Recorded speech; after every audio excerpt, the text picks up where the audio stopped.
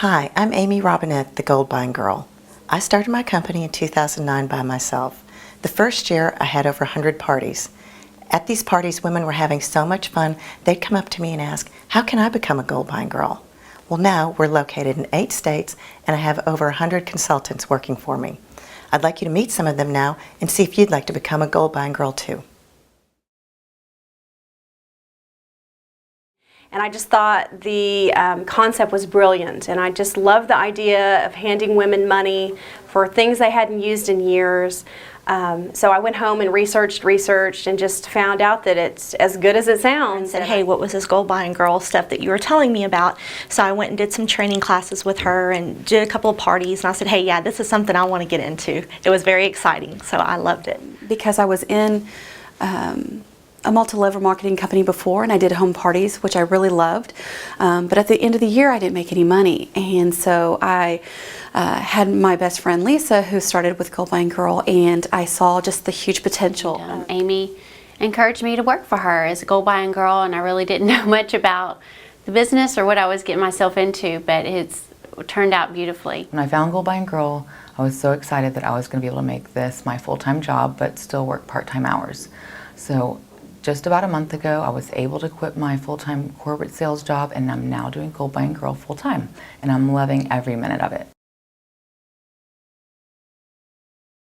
Is watching those women squeal when you hand them a check, because I always have them guess before I hand them the check to see how much they think they're going to get, and they always guess $50, $100, and it's very rare that they're anywhere near what they're actually going to get. It's usually anywhere up to double, 3 to 5 times that amount. Just their excitement just gets me going. It just makes me start laughing, so it's a nice part of the job. Some of the people who make $150 get just as excited as the people who make $1,000 simply because they thought their gold was worth 20 bucks. The job is just really giving people money for their stuff that they don't want anymore. They consider it junk. Not many people can say they have a really fun job, and I can honestly say that every time I go to a party, I know that the next 2 or 3 hours are just going to be a blast.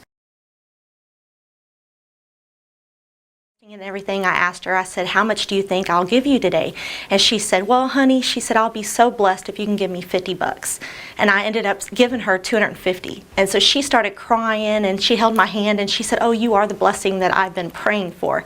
And it took everything in me not to start crying. A lady that I never got to meet in person, she had given her items to a friend of hers who was having a gold buying party, and she wasn't expecting a lot, but in return, she got a check for several thousands of dollars. So she came in with all this gold that she had that she was going to pass down to other members of her family, and said that she wanted to sell it all just so she could give some gifts to her grandkids for Christmas.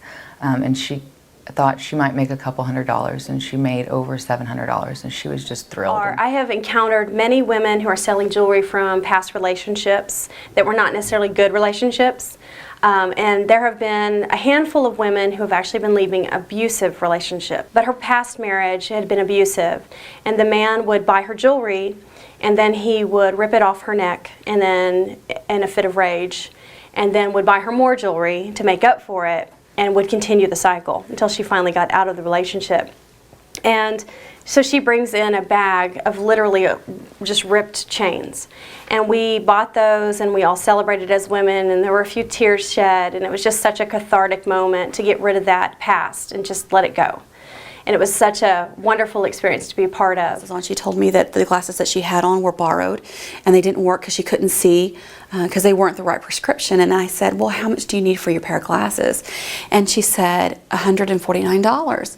And so I was processing her gold, and I said, well, do you mind if I give you $419? And she just started crying, and I started crying with her, and then everybody else was crying, and it was just a very emotional time because she had a need, and Gold Buying Girl was able to meet that need.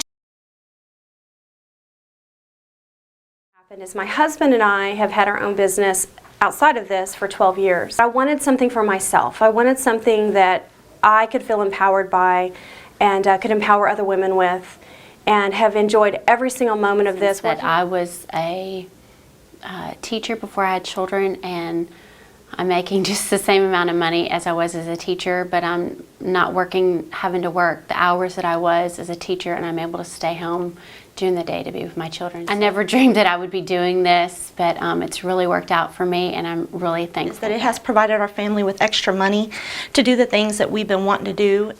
In December of 2010, we finally figured out that he had Hodgkin's lymphoma. He had lymphatic cancer. And so I was able to actually support my family with my income from Gold Buying Girl, which basically replaced the income that we lost because he was at home sick.